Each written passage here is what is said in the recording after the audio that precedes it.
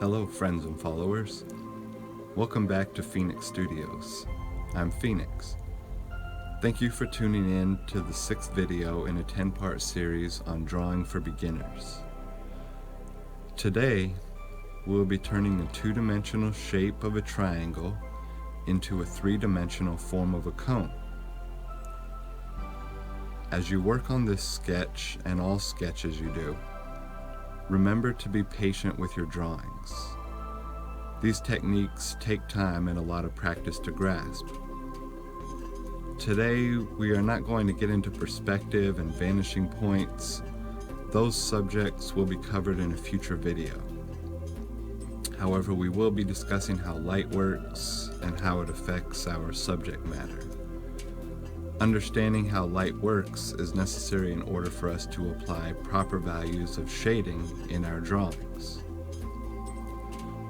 As you can see here, I started with an HB pencil and I just lightly roughed in the outline of this triangle, which we're going to turn into a cone.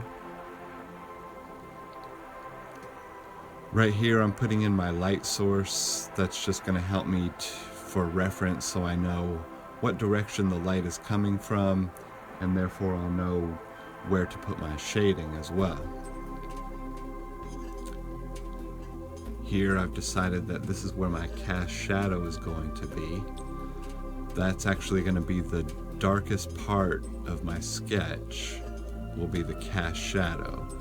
So once I'm able to add in that cast shadow and determine what that darkest value will be, I basically work from that point and make everything lighter in relation to that darkest tone of the cast shadow. At the beginning of the video, you'll notice I did a value scale. I made a rectangle and divided it into 8 equal-sized rectangles, and I just filled those in with my different tones and values.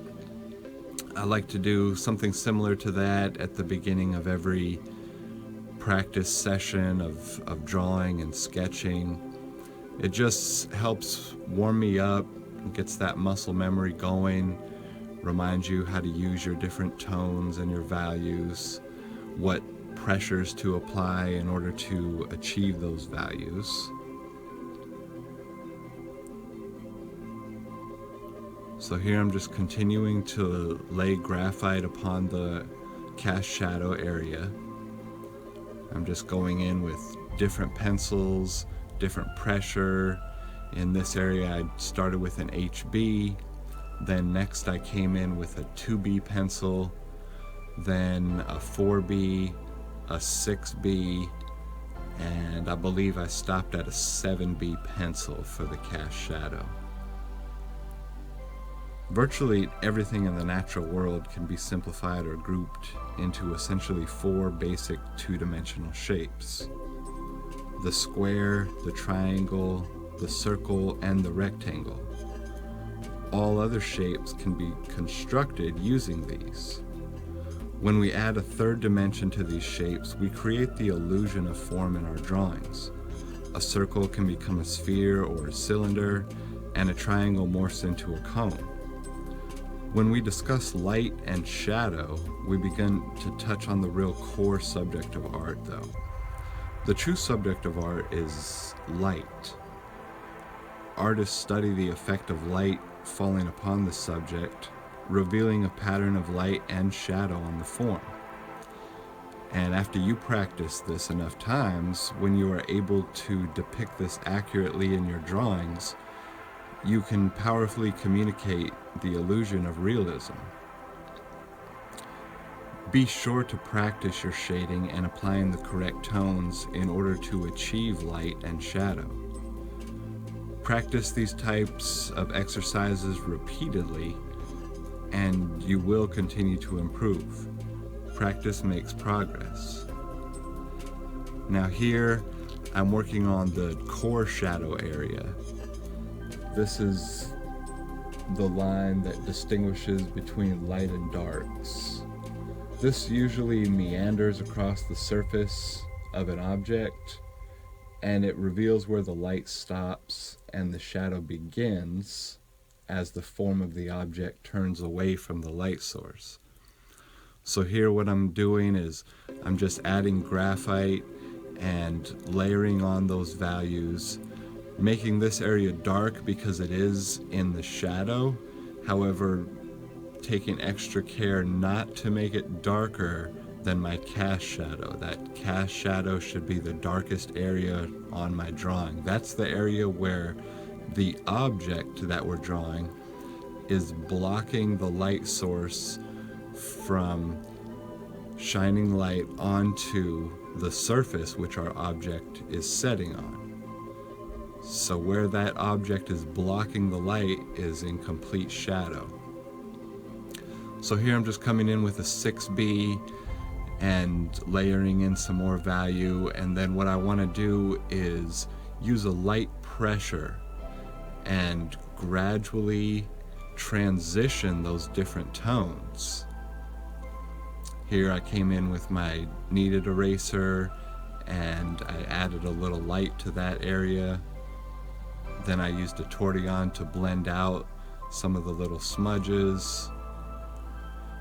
Now I'm going to go ahead and focus on the background here, and what I want to do is where the object itself, the cone, where it's light, I want to add a very dark value to the background in order to make the object pop even more. And by that same regard, where the object is dark, I'm going to add or put in a lighter tone and value for the background.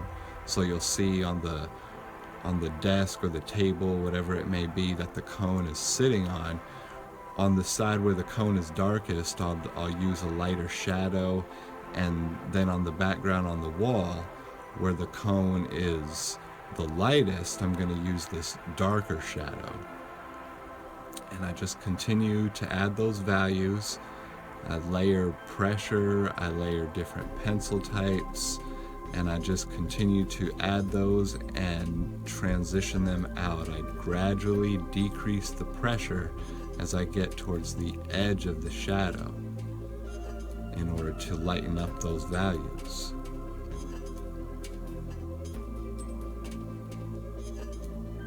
In the upcoming videos, we will continue discussing shading and light, as well as creating 3D forms from 2D shapes.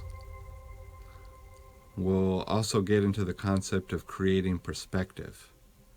I do want to mention, don't forget to stay tuned for the giveaway taking place at the end of the 10-part series. In order to enter, make sure you subscribe to the channel and post a comment under the 10th video in the series explaining one thing you learned from this series that helped you artistically. I will select one random comment to win a free kit of beginner's art supplies. So you don't want to miss out on that, so make sure you subscribe to the channel. Here I'm just continuing to layer on that background. The further side from the light source, that's going to be darker than this side that I'm working on now. This will be the lighter side of the two background areas, and that's simply because this side is closer to our light source, so it's less in shadow than the other side. Here I'm just using a 6B pencil to add a little value there and bring it right down to that edge of that tabletop. And here I'm just coming back in, varying between a 2B pencil, a 4B pencil, and an HB pencil, and just layering graphite on until I really blend those different values and those different tones together. And then I just gradually decrease the pressure on the pencil and transition those shadows out.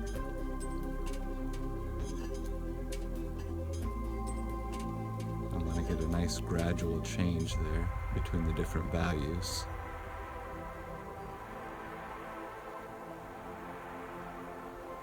Adding this 6B pencil here helps me define the edge of that tabletop a little better. Here I'm using an HB pencil and a very light touch, very light pressure. Now I'm gradually increasing the pressure, but using the same pencil.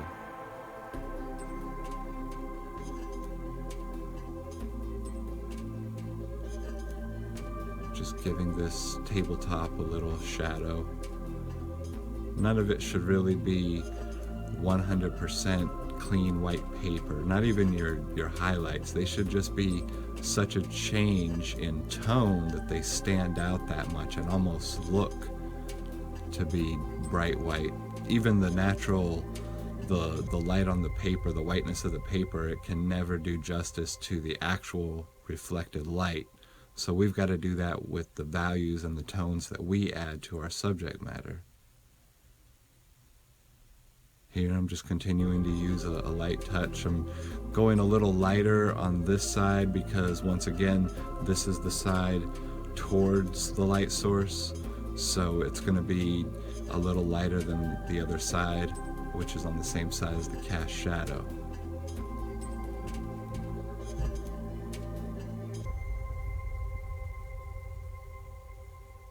As always, I want to thank everyone for watching, and I do look forward to our next session. Go create something.